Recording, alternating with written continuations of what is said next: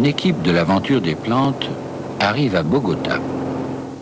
But de l'expédition, les hauts plateaux de Colombie, les Paramos, une région de brouillard permanent et d'humidité persistante. Ce qui intéresse nos reporters, c'est que cette région est le royaume des mousses.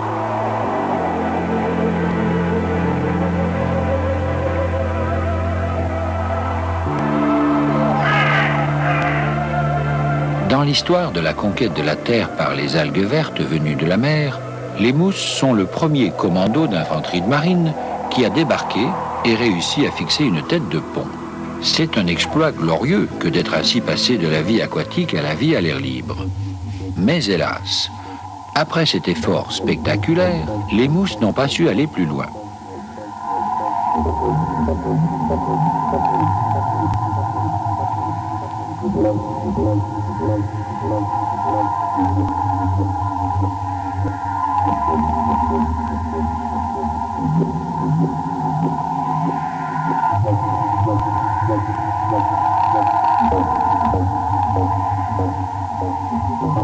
Depuis des millions et des millions d'années, elles restent là, figées, n'en revenant pas de leur exploit, le perpétuant sans l'améliorer. Comme celui qui a gagné une guerre et ne cesse de le raconter. Une tige de mousse isolée, c'est déjà une plante en miniature. Tout l'exploit est là, dans l'invention de la tige et des feuilles.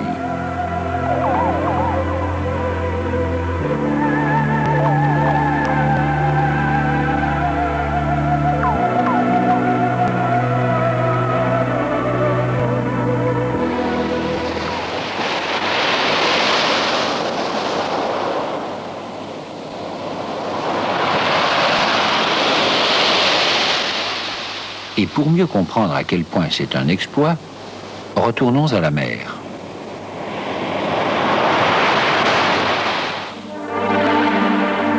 Il suffit de voir, par comparaison, la morphologie des algues, ces grands-mères maritimes des mousses. Elles prennent les formes les plus diverses, parfois très belles d'ailleurs, mais sans différencier aussi nettement une tige et des feuilles. Pour vivre dans l'eau, elles n'ont pas besoin de se compliquer l'existence. Il leur suffit de flotter mollement, fixé par un pied qui n'est pas une racine, mais simplement une fixation. L'algue n'a pas besoin de racines, puisqu'elle baigne dans son milieu nutritif, l'eau de mer.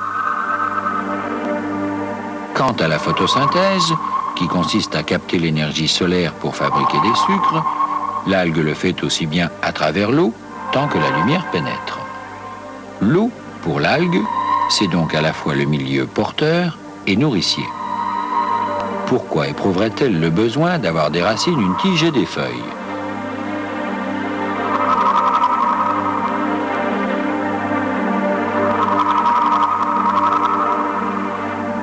Toute l'algue est donc fabriquée du même tissu indifférencié, un peu caoutchouteux, qu'on appelle le thalle. D'où cette allure, à marée basse, complètement écroulée. Elle attend que l'eau revienne. Mais pour vivre en permanence hors de l'eau, c'est une autre affaire. Voici comment l'on pourrait traduire le raisonnement de l'algue du littoral confronté à cette ambition. Raisonnement entre guillemets, bien sûr, mais qui traduit l'effet de l'évolution. Voyons, j'en ai assez de ce va-et-vient du ressac. Il serait temps de choisir où je retourne à l'eau ou j'émigre sur la terre. Oui, mais comment ? Que me faudrait-il pour pouvoir vivre à l'air libre? Ça y est, j'ai trouvé une tige pour me tenir debout, avec des batteries solaires à la chlorophylle. Et je ferai monter l'eau de la terre jusqu'aux batteries solaires par l'intérieur de la tige. Comment? Eh bien, par osmose. Pour l'instant, c'est tout ce que je connais. Ça marche dans l'eau, pourquoi pas dehors?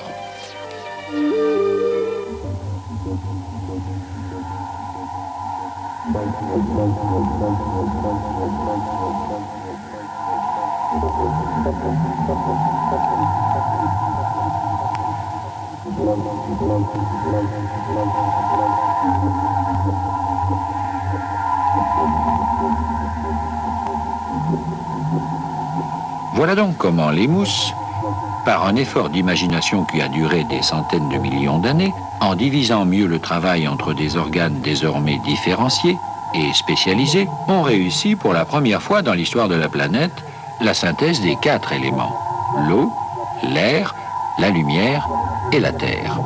Synthèse magique. Elle reste le privilège unique des plantes vertes, hors de portée de toute science humaine. Seulement voilà, qui entreprendrait de faire la psychanalyse des mousses, il faudrait pour cela qu'elles aient un cerveau, découvrirait que dans leur inconscient virtuel sommeille toujours l'hérédité des algues. Il suffit, pour le voir, d'observer leur mode de reproduction. Les mousses, comme tout le monde, ont besoin d'avoir un bébé.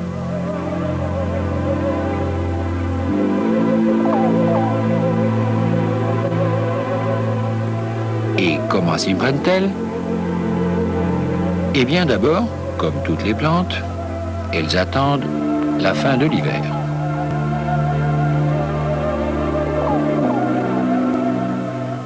Et puis, au printemps, comme toutes les plantes un peu évoluées, les mousses forment des cellules mâles et femelles dont la rencontre aboutira à la formation d'un œuf. Ces cellules se forment à l'extrémité des tiges feuillées. La cellule femelle ne bouge pas. Invisible à nos yeux, elle est béatement installée au fond d'une sorte de petite bouteille en haut de la tige. Elle attend que le spermatozoïde l'y rejoigne. Et comment va-t-il faire? Eh bien, nous y voilà. Il va falloir qu'il nage, au moyen d'un cil qui lui servira de nageoire. Exactement comme le fait toujours son arrière-grand-mère, l'algue unicellulaire du plancton marin. Évidemment, il ne pourra le faire que si le tapis de mousse est mouillé. Mais ce n'est pas tout. Une fois qu'il y est arrivé, et que l'œuf est fécondé, va commencer une autre aventure. L'aventure de cette capsule spatiale, qui est un berceau à bébé mousse, dont la forme varie à l'infini selon les espèces de mousses, et on en compte 14 500. Vous allez pouvoir suivre, en quelques secondes, ce qui se passe en quelques jours pour une mousse qui est, pour les botanistes, une célébrité, la funaire hygrométrique. Le spermatozoïde nageur ayant rejoint la cellule femelle en haut de la tige, l'œuf de la mousse est donc fécondé. Alors, le voilà qui gonfle. Et il va faire éclater la base de la bouteille qui le contient.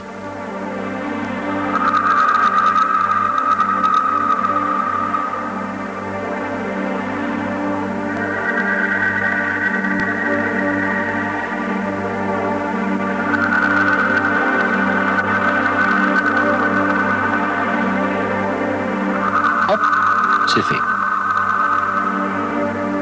Le sommet de la bouteille devient une sorte de capuchon entraîné par un long filament qui va commencer à monter.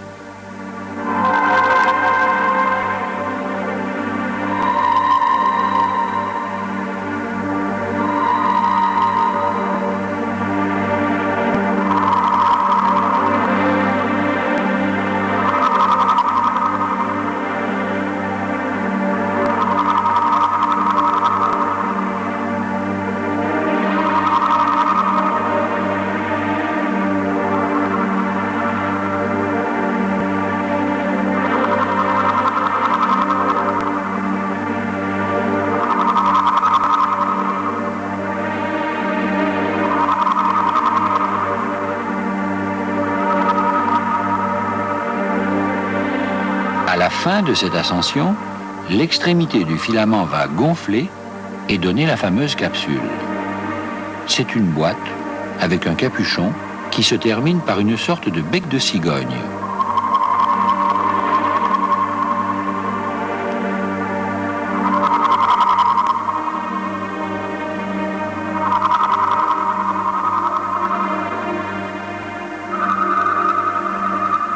C'est dans ce conteneur aérien, cette capsule spatiale, que sont enfermés les bébés mousses, capables de germer, à condition qu'elle les libère. Alors, regardez ce qu'elle va faire. Grâce aux variations de l'humidité ambiante, le filament va se tortiller, se gonfler, et puis il va faire sauter le capuchon et libérer les bébés mousses. Hop, et d'un. Et voilà le deuxième.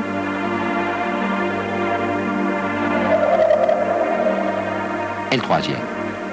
Quant au plus émouvant, le voici.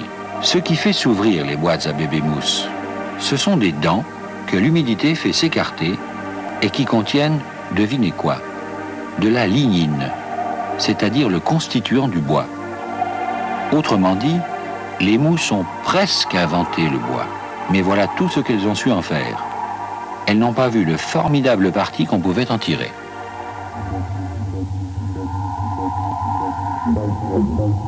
À cause de cela, et aussi parce qu'elles n'ont pas su imaginer que leurs cellules sexuelles pouvaient se rejoindre ailleurs que dans l'eau, les mousses sont condamnées à se traîner misérablement dans les lieux humides.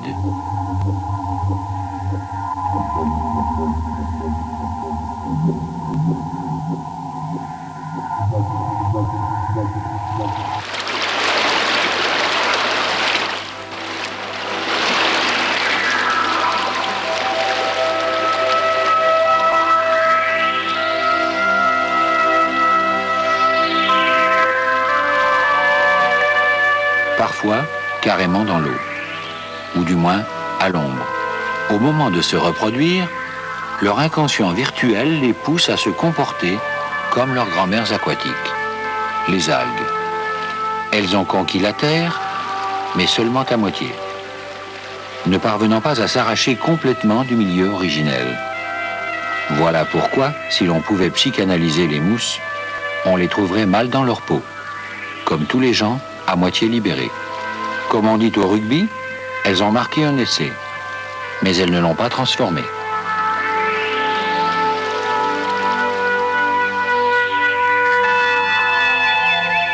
Et qui a transformé l'essai? Les fougères. Ah, les fougères. C'est encore un monde sans fleurs, sans fruits et sans graines. Comme les mousses. Mais la différence énorme, la voici. C'est la tige, beaucoup plus haute.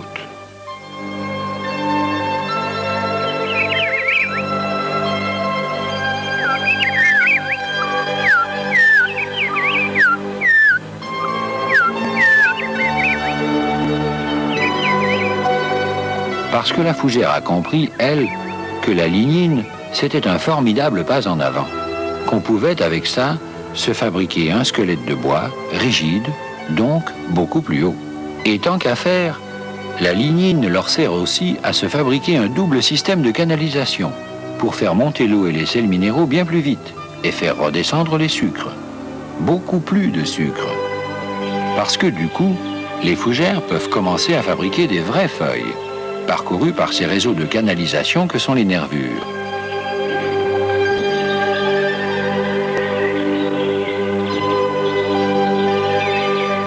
Commencer, c'est bien le mot.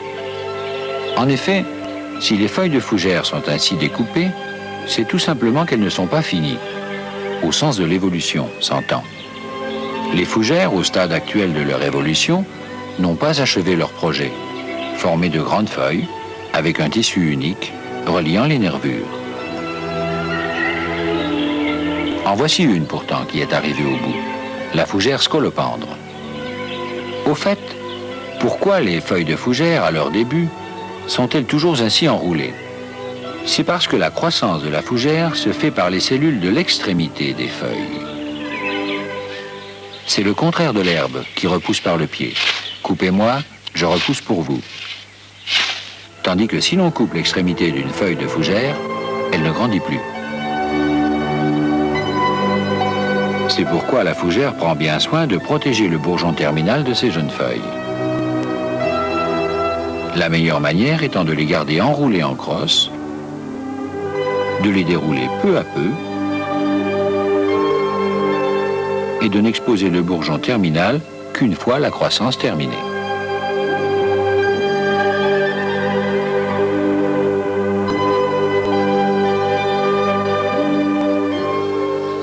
Mais retournons en Colombie, sur les hauts plateaux proches de l'équateur. Allons voir ce que les fougères réussissent à faire sous un climat tropical et dans une humidité permanente. Un bond spectaculaire par rapport aux mousses, au point de parvenir à former, avec la fameuse lignine, des troncs de 15 à 20 mètres de hauteur. Mais les fougères arborescentes, si impressionnantes soient-elles, ne portent jamais de fleurs. Car nous y voilà. Si les fougères ont su inventer le bois, ou en tout cas l'utiliser, pas plus que les mousses, elles ne parviennent à oublier que leurs arrière-grand-mères étaient des algues. Au moment de se reproduire, une espèce d'inconscient profond, là encore, les ramène à la condition aquatique originelle. Et voici comment. Ces petites taches brunes, sous les frondes des fougères, ce sont des sporanges. Ils sont faits d'une foule de minuscules points brunâtres.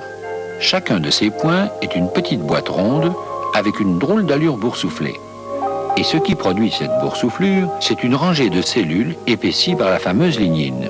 Quand l'air se dessèche, la lignine se contracte, la petite boîte s'ouvre et il tombe sur le sol des quantités de cellules microscopiques qu'on appelle des spores, comme pour les mousses.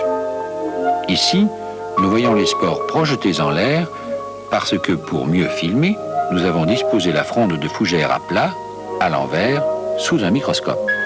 Ces spores, ce ne sont pas des graines. La fougère ne sait toujours pas ce que c'est. Elles vont pourtant germer sur le sol.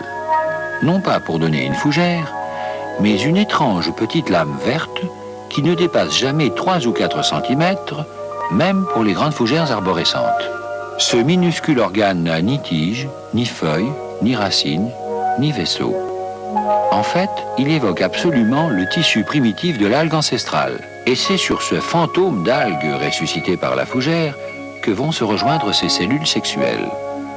À condition, comme pour les mousses, qu'il y ait de l'humidité dessus. Parce que les spermatozoïdes n'ont qu'un moyen de se déplacer. Là encore, la natation. Avec le fameux cyle, celui des ancêtres, les algues du plancton.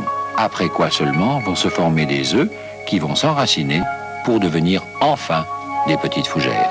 Quant au protal, une fois son rôle intermédiaire joué, c'est bien simple, il disparaît, comme un fantôme d'algues qu'il était. Pourtant, durant sa brève existence, cet organe fragile reste le véritable talon d'Achille des fougères, parce qu'il est disposé à même le sol, sans aucune protection, et qu'il porte des organes sexuels entièrement nus. En outre, si par hasard il n'est pas mouillé par la pluie ou l'humidité, les spermatozoïdes nageurs ne peuvent plus y rejoindre leurs femelles. Pas d'eau, pas de reproduction. Voilà pourquoi les fougères, comme les mousses, se méfient des endroits secs. Elles ne sont qu'à demi libérées de l'eau.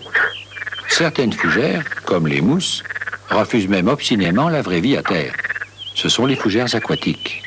Ainsi, les Marsilia, qui ressemblent à des trèfles à 4 feuilles, ou les Salvinia, qui ont 2 petites feuilles flottantes.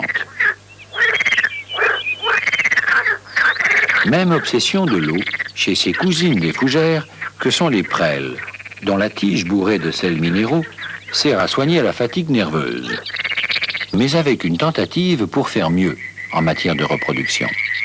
Les prêles fabriquent 2 protales, un pour les cellules mâles, un pour les cellules femelles.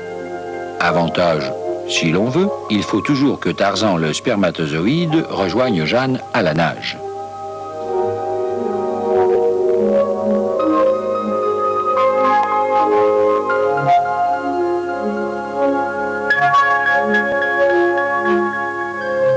Enfin, ces autres cousines des fougères, les sélaginelles, se signalent par un pouvoir miraculeux, le pouvoir de résurrection. Certaines sélaginelles se dessèchent pendant la mauvaise saison, au point de paraître mortes.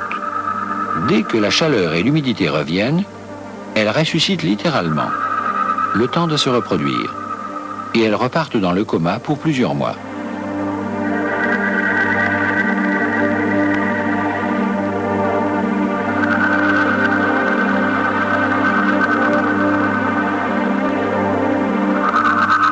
Certaines mousses en font autant, celles auxquelles nous ne faisons jamais attention, sur les vieux murs ou sur les toits. C'est un privilège que la nature accorde à certaines plantes archaïques, une sorte de compensation à leur manque d'évolution. Savoir mourir et ressusciter.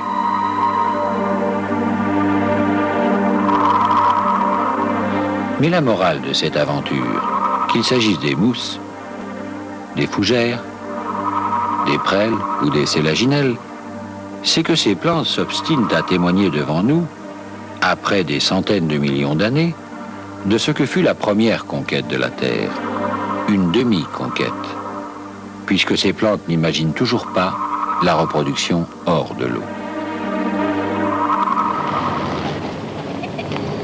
C'est la civilisation suivante qui va faire le grand saut. Alors la Terre sera vraiment conquise. C'est l'aventure des ginkgos, des cycas et des conifères.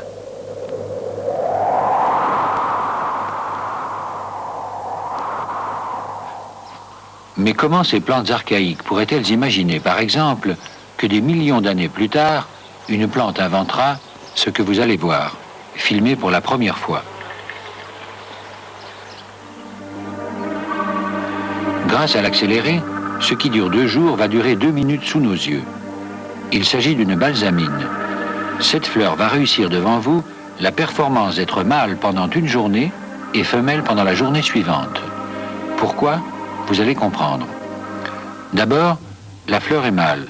Regardez. L'organe mâle en haut fait jaillir du pollen d'une façon rythmique. Vu ainsi, en accéléré, on dirait un animal.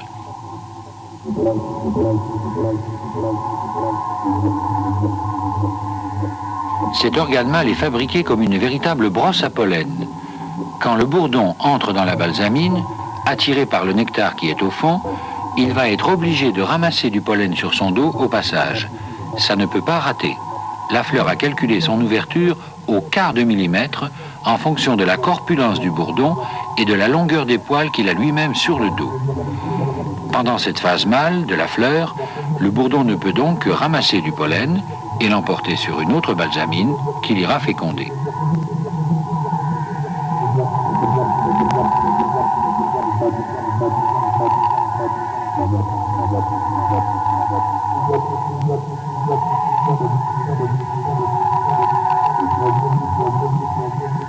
Maintenant, attention, nous sommes le lendemain. La fleur va devenir femelle. Pour cela, il faut d'abord qu'elle se débarrasse de l'organe mâle qu'elle ne veut plus. Regardez, il est bizarrement agité, c'est l'organe femelle de la fleur qui est en train de croître sous lui et de le pousser pour l'éjecter. Hop, c'est fait. Explication du système. L'organe mâle est ajusté comme un couvercle sur l'organe femelle pendant la première journée. Le lendemain matin, l'organe femelle fait sauter le couvercle mâle et il se présente alors tout seul et tout nu. Le bourdon, cette fois, ne peut plus que déposer du pollen, venu d'une autre balsamine. C'est ce que voulait la fleur, que le bourdon ne puisse pas la féconder avec son propre pollen, parce que ce serait s'unir avec soi-même, et génétiquement, c'est mauvais. Mais dans les épisodes suivants de l'aventure des plantes, nous en verrons bien d'autres.